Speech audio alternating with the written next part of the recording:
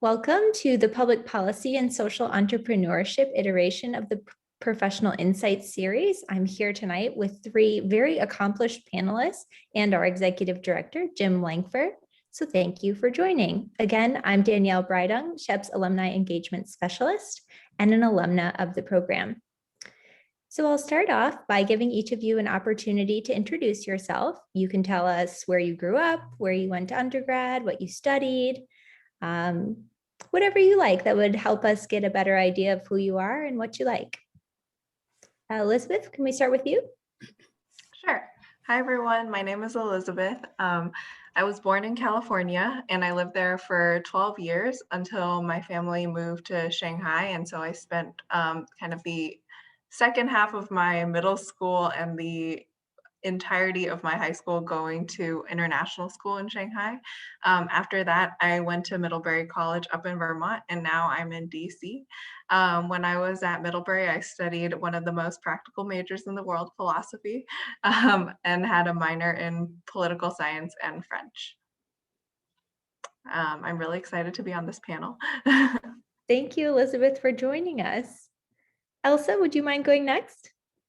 Sure. Hi, I'm Elsa Alvarado from New York City, from Queens. I also went to Middlebury, studied political science. Then I went to grad school in China. I went to Tsinghua University through the Schwarzman Scholars Program and got a master's in global affairs, specializing in US-China relations. After that, I joined the Biden campaign, did that through the inauguration, and most recently was appointed to the Pentagon to work as the Director of Strategic Communications for Legislative Affairs. Excellent, and congratulations. Rebecca? Yep. Hi, everyone. My name's Rebecca. Since Elizabeth started with where she was born, I might as well start there as well. I was born in Bolivia, lived abroad a couple of places, but most of my middle and high school were spent in Houston, Texas. Then I went to Washington and Lee University and studied sociology with a minor in poverty and human capability. And then spent a year working at a nonprofit in Nepal, and then moved to DC to start at my current position at Mathematica. So also really excited to be here and talk more about public policy, working in it, studying it in grad school, et cetera. So thanks for joining. Thank you all. And this isn't a panel about global engagement, but it sounds like we could do a separate conversation about that, which would be really exciting. And we have a special guest joining us from New Zealand. Thank you, Christina, for being here. So now that you've had a chance to meet everybody, I'd like to transition to the Shep internship experience. And I'm curious to know why you wanted to do a Shep internship, when you participated, where you were placed, and what was your biggest takeaway. And we'll go in reverse order, starting with you, Rebecca.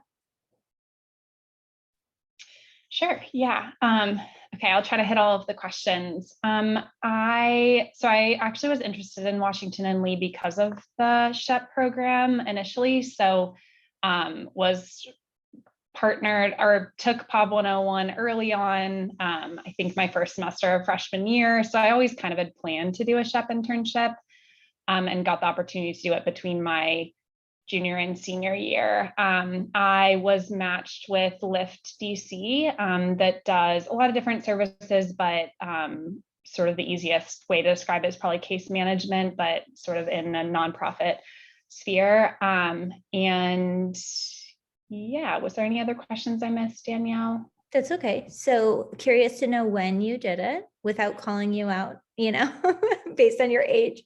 And yeah, so what your biggest takeaway was. I think it's 2015 to 2016. And biggest takeaway, that's a big question. I guess as relevant to public policy is that my experience working in case management and working with clients directly, getting to know different services and benefits like SNAP and TANF and housing assistance and things like that really gave me on the ground experience that I was able to leverage at my job at Mathematica early on. because of that experience, I started working in our family support unit and got staffed on projects working in TANF early on in my time there. So I guess professionally, it really was sort of a one-to-one transfer of like the knowledge that I gained through SHEP that helped me be a better research analyst and researcher working with practitioners on the ground, dealing with these issues and studying the policy area.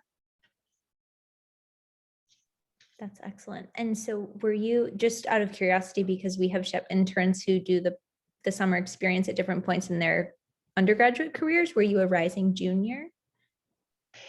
Yes, yeah. And at Washington Lee, we had an international SHEP internship. I know you said this is an international panel, so I won't go into it, but I also did a SHEP internship between my sophomore and junior year in Uganda. So both years, all of the summers, I was a SHEP intern, basically. That's awesome. And that's interesting from the standpoint of like what a dual experience might look like. We've talked about that on the domestic side of things too. So that's great insight. Thank you. I'll keep that in mind. Elsa, I'll turn it over to you, and I can repeat any of the question that you like. Sure. So I applied to Shepherd my freshman year. Christine and I actually applied together and went to the meeting together. We were always applying for the same internships because we're kind of in the same world. So it was really funny. And so I was matched to Public Defenders of DC. And it was really great. I was able to work on a lot of Spanish language cases and work as a translator for the Latino community here. It was my first glimpse into the legal world and the defense world. And at the time, I thought I would go on to law school. So I really enjoyed it and, viewed myself being a public defender post law school and everything.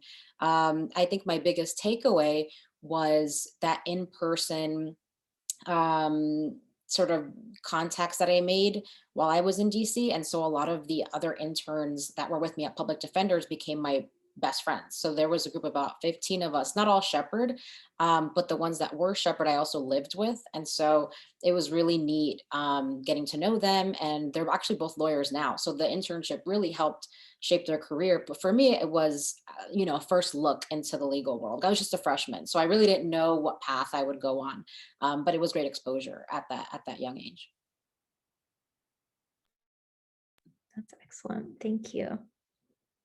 And thank you for commenting on the living community experience too. Elizabeth? Yeah. So I found out about the SHEP internship through the Privilege and Poverty January term class at Middlebury. There's a class that I think Professor Davis teaches, and he just kind of went through a lot of the different concepts that married together, like philosophy and sociology, and the kind of having a poverty lens on different social issues. And that got me really interested. And when he mentioned that there was also an internship component, I was also quite drawn to that. And I had no idea what I wanted to do during the summer. I didn't really know where I wanted my career to go. And so I think that a lot of times the Shepherd internship had shaped my career from there. When I applied to SHEP, I was matched with United Planning Organization, which is a community action agency, and I was matched specifically with the one that's based out of Ward 8 in DC, near Anacostia. And so doing the actual internship was a really eye-opening experience for me. One, because we did so much community work and we actually went out into the community. A lot of times when you live in DC, you never actually go to Ward 8 or Ward 7. And so I thought it was really important for us to have that experience and also talk to the people on the ground about like what their struggles were and what they wanted to see the community be in the future. I think that the internship kind of shaped my career in a couple of ways. I remember the next summer I applied to another internship at the Smithsonian, and because I had this Shepherd experience that was really unique, and people found it really compelling because I was actually on the ground. So that helped me land the Smithsonian internship, which was also a really incredible experience. I was in a cohort with people who are minorities in museums and business administration. And so that was a really nice experience to get to know a lot more people that are, more historically focused, but also community focused. From there, I've held a couple of jobs in DC. The first one was at a nonprofit that was focused on workers' rights. And I think that because of the Shepherd internship, along with the Smithsonian internship, as well as the fact that I was doing a lot with the Bernie campaign throughout, really helped me land that first job as well. And I think when it comes to finding jobs, I think the first one is always the most difficult to find. And then once you have a job, it's super easy to find another job. And so I think the Shepherd internship was really the catalyst to help me build. I guess in addition to the living component that Elsa was talking about, which was fantastic. Becca was my roommate, actually. So yeah, that was really fun to get to know the Shepherd internships a lot more, but I think the funding and the kind of structure of it really helped, having an opening and closing ceremony, having, housing actually prepared for you where you don't actually have to look for housing in DC was a big step, as well as having the small stipend where, we were kind of challenged to make sure that we were living on a tighter budget, but also still, having enough to live and like have fun in DC. Yeah. That's super. Thank you, Elizabeth. And you did a great job of sort of segueing from the initial Shep internship experience to what came next. And so I'd like to go there with everybody and kind of think about, okay, so you had your Shep internship summer, or in Rebecca's case, maybe two. And then what happened after that? So, you graduated from undergrad. What did you do? What did you learn? And what led you to where you are now and what you're doing? Anyone can start. I can start. So what I loved about my internship was that in-person interaction in Spanish, whether it was in English. It was really great to be out in the community. That's what I love about politics. And so it wasn't really the legal stuff, but it was the communication. And so after I graduated from Middlebury, I thought, maybe I'll give law another chance. And so I worked for a law firm 2 months and I was like, can't do it. And I applied to the master's program in China just to change it up. And I knew that I wanted to continue my education, and a fully funded master's in China seemed like the perfect fit because I didn't really study US-China relations back at Middlebury. So it would add to my resume. And so I did that and I went abroad, but it was a transition period where I was trying to understand what would be the best route post grad school. And as well, when I was in China, the best part about it was interacting with the other students from all over the world, from the US. And so I knew that my work would involve communications in some way. So I applied to the campaign, the Biden campaign. It was really perfect timing because I graduated right when he was pretty much the nominee. And so I didn't have to, kind of join a campaign very early on. I could jump right into the Biden campaign. So I joined the vetting team. And that's kind of a mix of research and communications. And I worked on Dr. Biden's team specifically, making sure that any place that she went, any person that took a picture with her was fully vetted to avoid scandals and for her own safety. So I worked closely with Secret Service to make sure everything was good. But it really gave me a sense of what the optics of a campaign look like. And I did the same thing for the inauguration, though it was much more fun on the inauguration. And I was able to think about who would perform the national anthem and, what kind of fireworks we would have. So it was definitely more celebratory. And that kind of led me into the role that I'm in now, which is doing strategic communications for the Pentagon. And so my job now involves writing memos for the Secretary of Defense and making sure that he's aware of his relationships and the Pentagon's relationship with Congress. So all of those skills really played a big role in the position and why I got the position that I have today. And so I would say that what I love to do is comms. And so I think I want to stay in this world for a while, whether it's on a campaign, whether it's in federal government or even private sector in the future. This is definitely where I see my skill set thriving. And that started at Shepherd. It was at Public Defenders where I was out talking to people every single day. So yeah.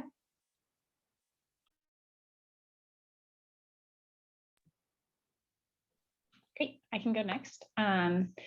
So after my Shepherd internship junior year, after graduation, I think I mentioned this at the beginning, but I went to work for a year in a small rural village in Nepal.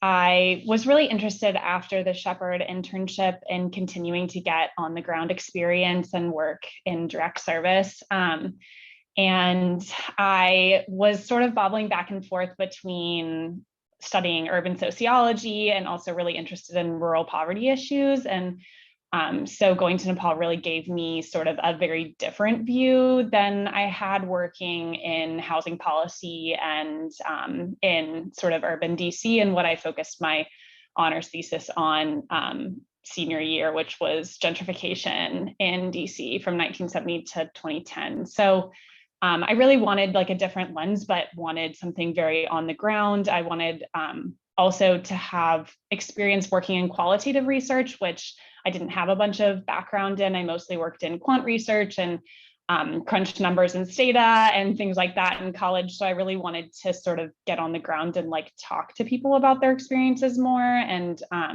working for a small nonprofit where everybody's playing so many different roles really gave me an opportunity to really kind of immerse myself in that environment and just learn so much, and also operate as like an independent human being after college. So that ended up being an incredible experience. I wanted to work as a research assistant after that. I was looking in sort of the think tank in the research space back in DC because of my Shep internship as well. And I actually heard about Mathematica through somebody at Lyft DC where I did my internship about applying to research jobs. And she had worked at Mathematica previously and said there were some of the nicest people that she had ever met and that she recommended that I apply to it. I didn't know anybody in the organization at all, just cold applied with an application and got an interview. So I'm sure we'll get to biggest pieces of advice, but mine is definitely put your name in the hat. If you don't know anybody, still apply. You definitely don't need to know somebody at the organization to be seen if you have a compelling cover letter and a resume that has something like the in-depth experiences that you get through Shep. So yeah, I got that experience or got that first job at Mathematica soon after as a research associate and worked for about 2.5 to 3 years in that role in DC, really just getting all different types of research experience like qualitative, quantitative, project management, really learning about government contracting and how public policy research is done in the US. And I wasn't ready to leave. I still feel like I'm learning something new every single day. So decided to stay and pursue a master's degree part-time while continuing my full-time job. So now I'm a research analyst in Chicago, and I'm about halfway through a program, Master's of Arts in Public Policy program at the University of Chicago. So still I'm learning a lot in the classroom as well at night after my full-time work day, but I really just wasn't ready to like leave that research mindset. So I can talk more later if of interest about sort of balancing work and school or pursuing degrees during working. But yeah, that's where I am today, still learning every day. And yeah, public policy is, I think it's something that you get exposed to a lot in Shep because so much of what we talk about in the coursework and yeah, what you encounter in your internship really evolves around public policy and people's lives are so shaped by it. So I think I've just been learning more and more about the policymaking process and also sort of the behind the scenes, like how policy research is done in the US.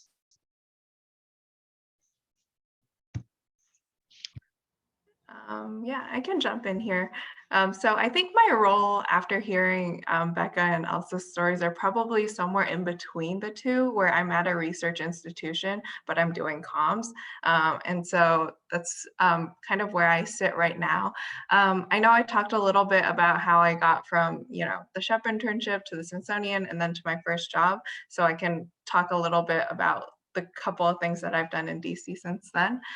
So in terms of getting to the first job, I knew that I had the Shep internship, I had the Smithsonian internship, and then I had like the Bernie College Students for Bernie organization that I started when I was in college. And so these three things made me realize I had a passion for kind of social entrepreneurship as well as, social justice and civil rights. And so the first organization that I joined was called coworker.org. And they were a startup nonprofit. They were in the very early stages, and their whole goal was to turn the organizing model of unions upside down. So a lot of times unions, they have this like top-down organizing model where they tell the workers, these are the rights that you're fighting for, and you're gonna get in line and we're gonna strike at this time, and this is how we're gonna do it.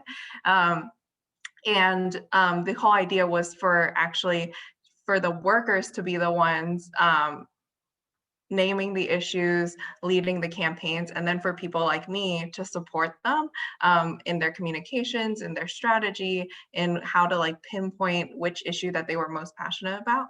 And so I worked with a number of different workers who had a variety of issues, from like workplace safety issues to workplace harassment. And this was at a time when the Me Too movement was also happening. And so there was definitely an influx of people who were really concerned about the workplace harassment that they were experiencing and more willing to speak out about it.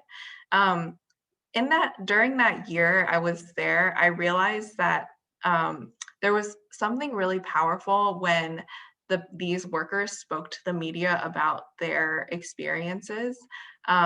They kind of thought like, oh, the media must be on my side, but in reality, it was just the fact that they were able to tell their stories, and the stories were reported and shared with a broader audience and seen as generally true, because a lot of times that, especially with workplace harassment, they're questioned a lot about the validity of their statements. And so I knew I wanted to be kind of more at that, to develop my skill set more in that direction, where I can help people who are experiencing different things, advocate effectively on their behalf through the media. And I think that the media was the best channel for that. Secondly, I knew I was in DC for a reason. And one of the big reasons was because I was really interested in public policy and wanted to learn more about that. And so I started at doing communication, specifically media relations, at the Center on Budget and Policy Priorities, which is a think tank in DC that specifically focuses on poverty alleviation. And in the interview, they asked me all about these, they were like, what policy areas are you the most interested in?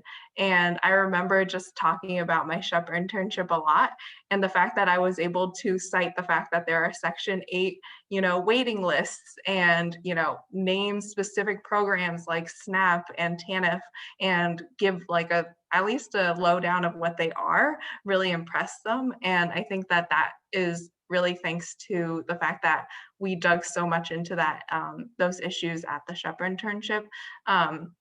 And when I talked about, the firsthand experience of like what I saw in terms of gentrification and other developments that were happening in Ward 8. From the Center on Budget to Brookings move. So Brookings is somewhere that I always wanted to work. I always saw the building. I worked very close when I was at coworker.org, and I was like, oh my God, this is so cool. Which diplomat is visiting today, at Brookings? And so there was a Middlebury alumnus who posted a job, and it was a communications job, specifically doing domestic policy work. And so I interviewed, not sure where things were going to go, and I got the job. And so now I'm doing that. Funnily enough, the founder of the Center on Budget, who I worked with in my previous job, is now a fellow at my current job, and I work closely again with him. So it seems like he's following me around. That is outstanding. I'm totally blown away by these diverse and very inspiring experiences. I want to take a moment now to pause and open it up for any questions that folks who are on the call may have in response to all of these great comments you've heard. I unfortunately have to hop onto a client call, but I did have a question. I've typed it in full on the side here, but I am 1 minute late already to my call, so I will just leave it in the chat for you guys to answer, and I'll come back and listen. Cool. Thanks, See ya. Christina.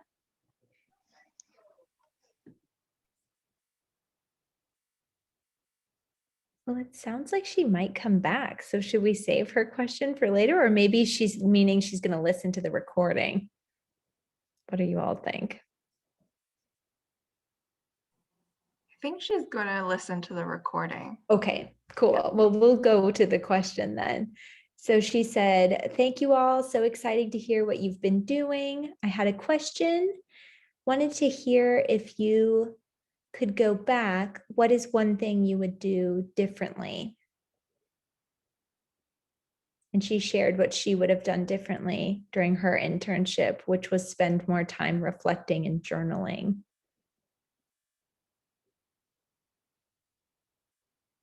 So that's sort of similar to one of my questions too, is like knowing what you know now, what might you go back and edit?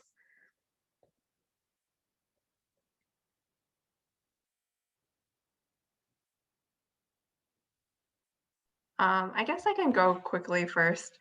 So I think that for me, maybe one thing I would edit is potentially being more open-minded about the variety of different experiences that I had. I think that when I was in college, I was very much, kind of thinking like, oh, I only want to do social justice work and any other work is completely tangential or like immoral. And now that I'm in the workforce, I know that that is not true and that there's a lot of gradients of what you can do and that there are actually a lot of opportunities both in the public and private sector that could be really interesting. Right now, I've been really inspired by different, startups that are trying to change the way that, different industries have worked. Specifically, one is called Lemonade. I don't know if people have heard of it, but it's this, renters insurance service. And usually with insurance, you have all your money goes monthly to somewhere, and then people try not to pay it out to you because it affects their bottom line. But they were able to kind of create a new business model where part of their they have a set amount of profit that they have, but another set amount actually, if they don't pay it out, goes to charity. And so I think that these really interesting business models have really got me thinking about kind of the differences between public and private sector, as well as the opportunities that are there. And so I think for me, I would just not be so closed off to potentially like private sector innovation or the private sector space and explore that a little further. I think for me, I was so focused on my internship and getting to know DC that I didn't really volunteer at all or partner with other community organizations in DC. And one of my favorite organizations is the Hispanic Heritage Foundation, and they always had a bunch of events, and I work with them a lot now, but I wish that at the time I would have made the effort just to see what's outside of the Shepherd bubble that I can give back to, and things that I'm passionate about include getting young Latinos into higher education. And so if I would have known just how much work I would be doing now with them, I would totally get a head start and start volunteering with these organizations. There were so many, especially in DC, targeted towards helping the Latino community. So I just wish I had known and helped out. Yeah, this is a great question. I'll piggyback off of Elizabeth's answer. I think I was the same way. I had in my mind that I was only ever going to work for a nonprofit. Mathematica is not a nonprofit. And I think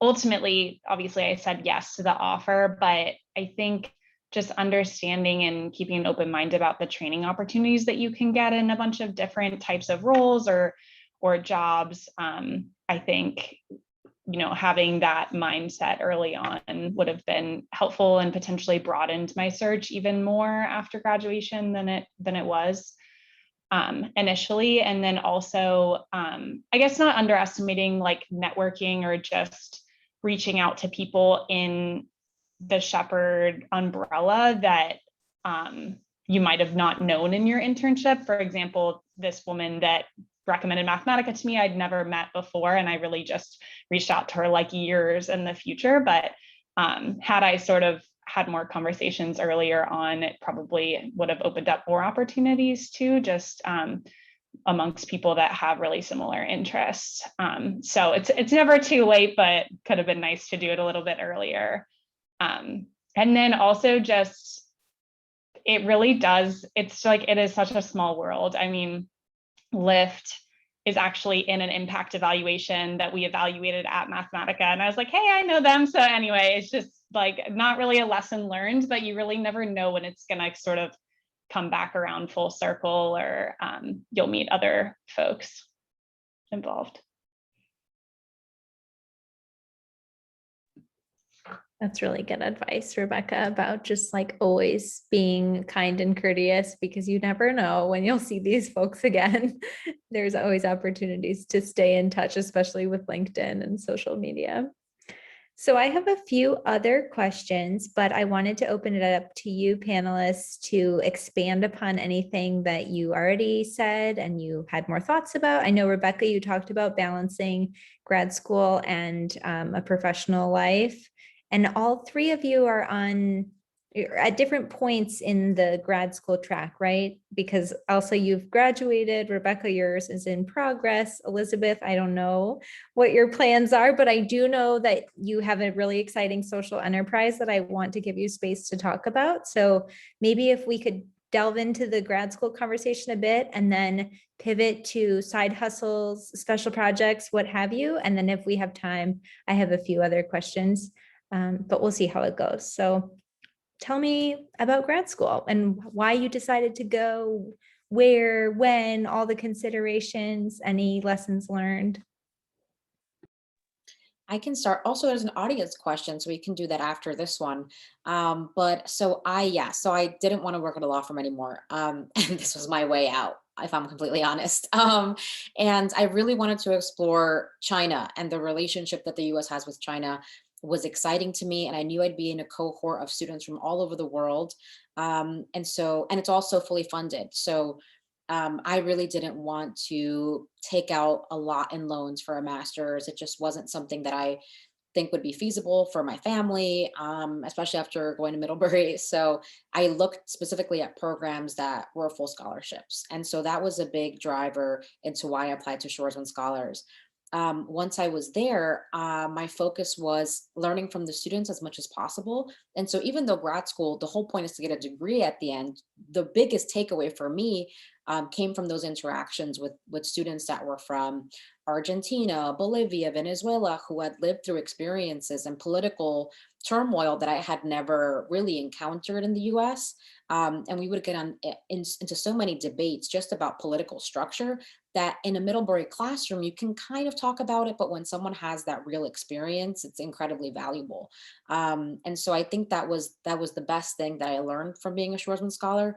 And of course, I think having that foundation in US China was a really big plus when I applied to the campaign, just because they really wanted people that could get a sense of how the public in the US felt about China and what we could do to better the relationship in the future. I think for the Pentagon specifically, had I not done grad school, there's no way I would be at the Pentagon. I think that was like the #1 reason why they wanted me working specifically in strategic communications, because a lot of the conversations that dominate the Secretary of Defense's priorities are about China. So they really need a China expert that could also do comms, that could also do leg affairs. And so I'm really grateful that I went to grad school, and I'm a big advocate for pursuing these fellowships. There are so many fellowships in so many different countries that people just don't know about. And I found out about Shoresman at a Hispanic Scholarship Fund conference. One of the panelists came and shared information and said, there's this amazing opportunity and not many Latinos are applying at all. And we're such a big demographic in the US that if we really want to be in positions of power, we have to understand that relationship with China. And when I heard that, I was like, I'm in. Where can I apply? So I learned a bunch. And even though, of course, the degree is great and my thesis was fun to write, the relationships that I got and what I learned from others was the most beneficial thing, I think.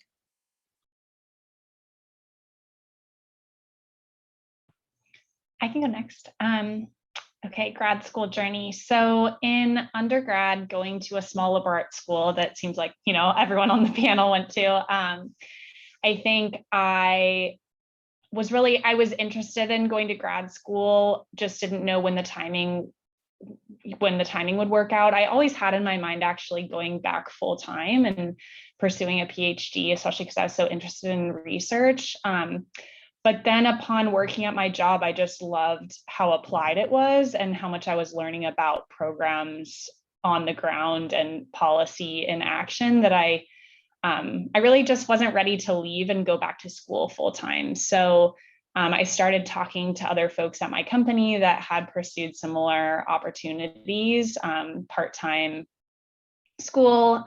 So sort of got that idea. And then I heard about this specific program because I was interested in public policy, and it's kind of unique because it's one of the only part-time program of its kind. A lot of other programs are created for full-time students and then modified for part-time students. And I really wanted something that was like very focused around students that work full-time, and their sort of number one priority was work, and school was an addition to what they were already doing and learning on the ground. So yeah, I mean, it's been a lot of work for sure. I think it's given me more of an economic toolkit to look at policy issues, which is something that I didn't have previously. Also, UChicago has an economics focus, so I knew that going in, and sort of wanted to broaden my background outside of sociology and research methods. So yeah, I think, I guess my advice in this space is to, I did take some time after school to really figure out like the correct program for me. And I think also working while doing school helps finance school. So that was a big consideration for me as well. But yeah, I think obviously people make different considerations, and some people go after school and that works for them, but also taking some time to like really find a program that you're interested in, I think helps make the match and make your time feel really worthwhile. So yeah, I'm enjoying it so far. We'll see. I graduate in December. Good luck, Becca, you got this. Yeah, for me, I can separate my response, one into grad school thoughts and one into side project stuff. So for grad school thoughts, I think throughout Middlebury, I thought if I were to go to grad school, I would go into law school. And I'm very glad I did not directly go into law school, because just upon reflection and knowing my friends in law school, especially people in 1L and what they're doing and studying, those are all things that I'm interested in, but I would not want to pursue them to that intensity. And so now that I'm out of undergrad a couple of years, I realized that one, I have a pretty good sense of like public policy, and I know that if I got a MPP or something like that, it would probably be best if I went into more research. And I know that I don't really want to do research to that level. And so actually what I've been thinking about recently is an MBA, which is something that I would have never thought about when I graduated. And that's because when I was at Middlebury, I started College Students for Bernie, and that was kind of a very entrepreneurial venture. And as I've been in the workforce, I've just been longing for that kind of like entrepreneurial spirit. And so that's why I feel like if I am to do if I am to do grad school, that would probably be the path that I would go down. In terms of side projects, and so as I'm talking, as I was saying about my entrepreneurial thirst, so during the pandemic, we've had a little bit more time to kind of think about things. And also one of the things that I've always wanted to do was start my own business or start my own organization. I ran into several issues in the pandemic, especially in the beginning, when I wanted to buy a gift card for a friend from a Black-owned beauty business. But turns out it was actually really difficult to, one, find the business that would be suitable for her, had a good amount of product and the product seemed good, but 2, also ones that sold gift cards. And that kind of made me think about how gift cards can actually serve as an interest-free loan to a lot of small businesses, because you're putting down the money first and then getting the products later. Sometimes people don't get the products at all. Not advocating for that, but that is essentially free money for some of these businesses as well. And so I started thinking about that path and thinking about creating a platform for small businesses, especially businesses owned by people of color, to have gift cards, etc. Since then, I've done a couple of different pivots with this venture of mine. So right now, I'm really focusing on actually corporate gifting, and so getting these large corporations who have made, you know, pretty big commitments to racial justice to also give back to the community while engaging their employees at the same time. And so I'm putting together these gift boxes as well as these other engagement materials that companies can send out to their employees that are sourced from small businesses owned by people of color, owned by, you know, women, owned by other, you know, diverse individuals who, you know, might have barriers to entering the business space or the entrepreneurship space. And so that's kind of the project that I'm working on right now, is to make that into a reality.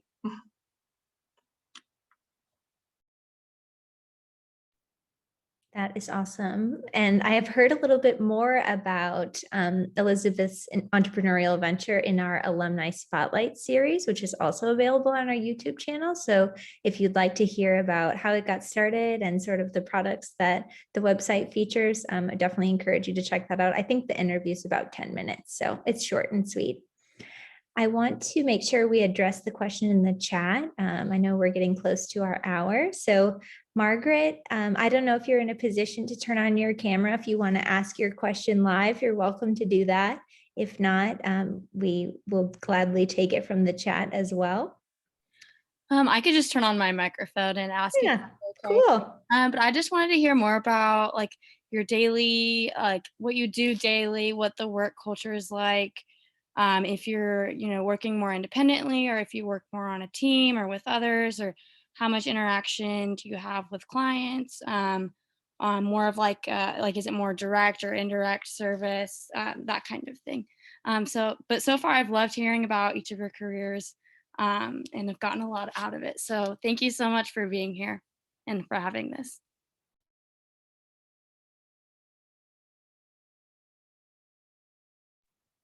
I can go really quickly. Margaret, nice to meet you. So in terms of my work right now, day to day, so I do communications specifically at the Hamilton Project within Brookings, which is an economic policy arm. In terms of day to day, so my main job is to make sure that we increase our impact of the reports and research that we do to a wider audience, specifically in the media as well as online on social media. And so I manage both of those channels. So for example, when we have a new report coming out or an event coming up, I would do a lot of work pitching to reporters. So writing, you know, interesting little tidbits about the report itself and getting reporters to cover it, as well as fielding any media inquiries, etc. I also help determine some of the strategy behind how we want to release the reports. So for example, do we want to pitch the reports as a package, or do we want to give reporters, you know, an early look or an embargoed look of a copy of a report, and so that they can get started on writing different pieces before it officially releases. On the social end, so specifically, I manage the Hamilton Project's Twitter channel, and so I would say that press and social have like a lot of different interactions and are very interrelated. So you'll find a lot of reporters are also very active on Twitter. And so I make sure that, one, we have good content coming out of our Twitter account that engages reporters and engages people to then think of us when they're writing different things. And so specifically with the Hamilton Project, we're a very broad project where we focus on different economic issues, from like incarceration to state policy to, you know, SNAP, to business, small businesses and how we can support them. And so it's a really broad you know, research, you know, topic, we have a really broad topic areas for our research. And so we have a really good back catalog of different things that we have expertise in. And so what I've really been thinking about is how we can use our social channels to remind people like, hey, we actually have a lot of stuff about women in the workforce if you ever want to talk about it. We actually have a lot of stuff about small businesses if you ever want to write about it. And so that's how I've been kind of working on that.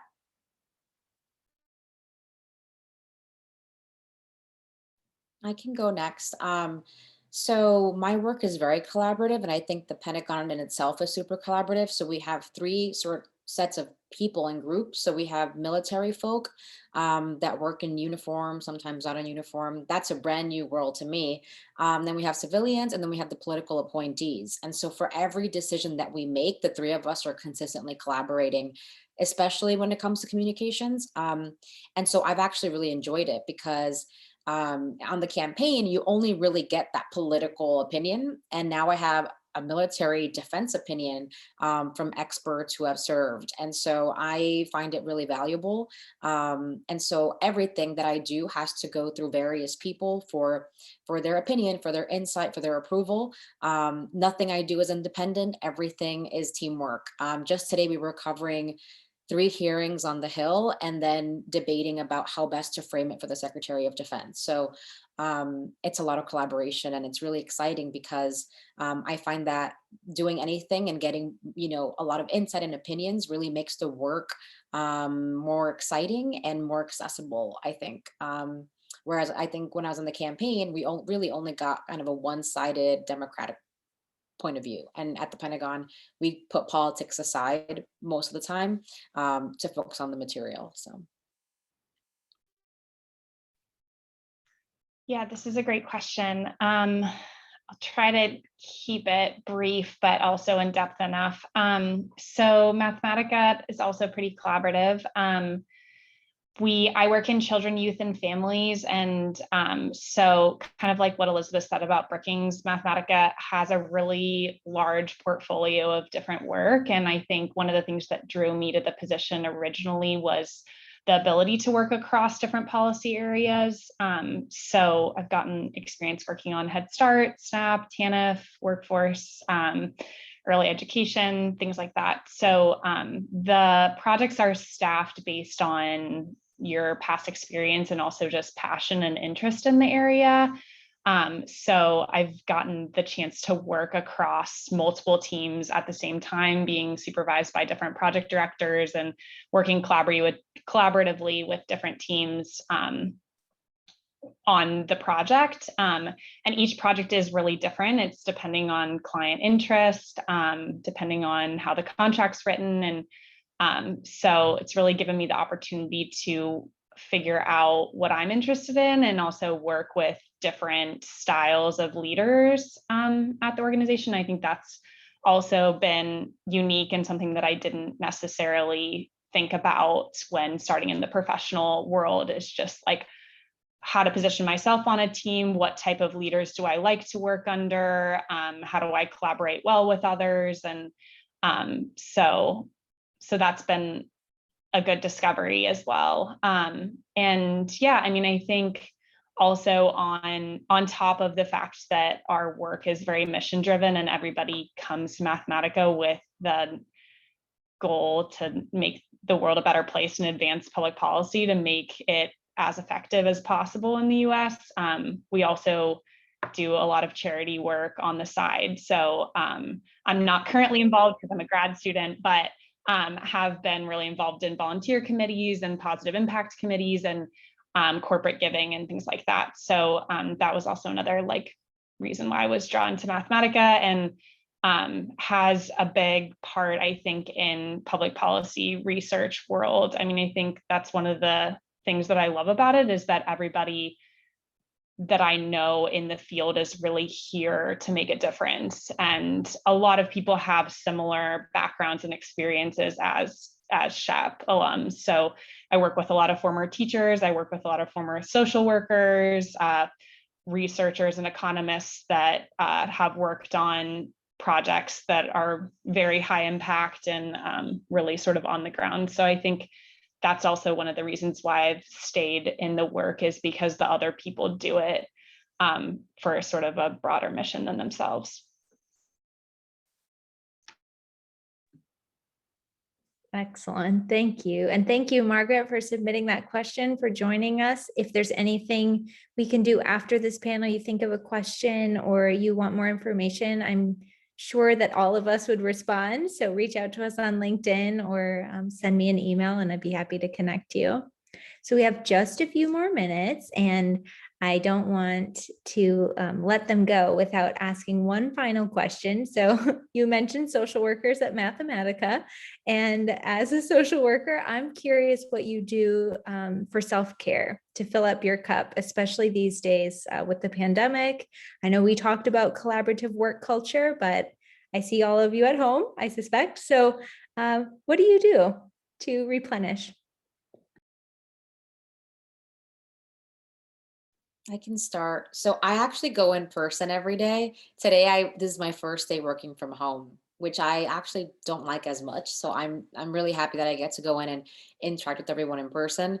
But what I do, I am consistently organizing outings with groups of friends and connecting people from my different social circles. And so whether that's people in the Hispanic Heritage Foundation, people at the Pentagon, people from grad school, I like doing dinners together or having people on my rooftop. And so I thrive on big groups. And that's kind of how I recharge. And so after a long day of work, of just talking about work, it's nice to have people to just talk about what's good on TV. So I love that. I also really like painting. And so I bought some painting sets so that I can do that on the weekends. It's definitely my more quiet activity to just take some time and not think about anything too crazy, just on painting something really nice. So that's the second one. And then the third one is I like going back home. My family's in New York. And so it's not that hard to go back. And so I'm planning on going back in 2 weeks and seeing everyone. And for me, reconnecting with family is a big way for me to take care of my soul, spirit, everything. So those are my top three.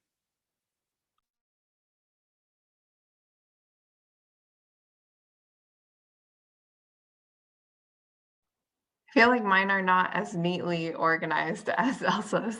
When you asked that question, I kind of was a little alarmed because I was like, what do I do for self-care? But yeah, I guess especially in the beginning of the pandemic, I did a lot of cooking. I love food. I'm a big foodie. So trying different foods, cooking different foods, being with other people and cooking different foods, that's been really good. Two is I really like walking, and I like walking in nature. And so it's something that's really basic, but I do try to walk every single day and just get to take in some fresh air. And that's really been positive for my mental health. And then finally, I guess, is also socializing with friends. I've made a lot of really good friends in DC. And so getting to, either talk to them over the phone or seeing them, social distance in person. And now that I'm finally fully vaccinated, maybe even potentially indoors, is going to be a really good change for me, I think. Yeah, I also think this is a great question. The pandemic was a big shift for me. I went into the office every day, also did a lot of on-site work. So traveling to TANF offices in the US. And it was a big shift for us, even though I like to think I'm technologically savvy a little bit, moving to completely remote work was a big transition. So yeah, I think one of the things that the pandemic's afforded is much more family time. For all of us, I think that's been a big thing takeaway. And I liked what Elizabeth said about really living in the moment and taking a walk every day. That's also something that I do for self-care. So I think probably exercise when I can get outdoors. Chicago's pretty chilly, so it doesn't happen every day, but yeah, just kind of taking in their surroundings. It's a beautiful city. And so I think just kind of getting myself off the computer at the end of the day and being outdoors for a little bit's really helps during the pandemic. Thank you. Final question, and this is a lightning round. So the question is lightning in the sense that like brief is better, but it's fine if you elaborate. So the question is, what words of advice would you give to Shep alumni who are thinking about pursuing a career in public policy and or social entrepreneurship? I would say for me, it's reaching out to other alumni and reaching out to anyone that you kind of have at least one similarity with, whether that's undergrad, a community organization, and LinkedIn is the best way to do that. So when I was in grad school, that was the biggest advice we got, just like cold, like message these people on LinkedIn and see if they can talk to you about their career. So when I was deciding what I would do after grad school, I just sent emails to a bunch of Middlebury alumni, a bunch of other Schwarzman scholars, and I had really, really great conversations with people who were doing exactly what I wanted to do and who had similar backgrounds to me. So we kind of already had something in common that we could break the ice with in the beginning. I didn't do any of this in undergrad, and I wish I had, because there are so many interesting people that I would have met while I was at Middlebury, but I just was too shy or didn't really have the skills to network. But in the end, it really is just having a conversation. And I get these messages all the time. And it's fun for the person on the other end as well, just to talk about what they've done and to share any tips. So both on the receiving end and also giving advice, I think it's been really valuable. So I would recommend just reaching out. And it sounds scary, but I think that once you kind of do 2 calls, it becomes really easy.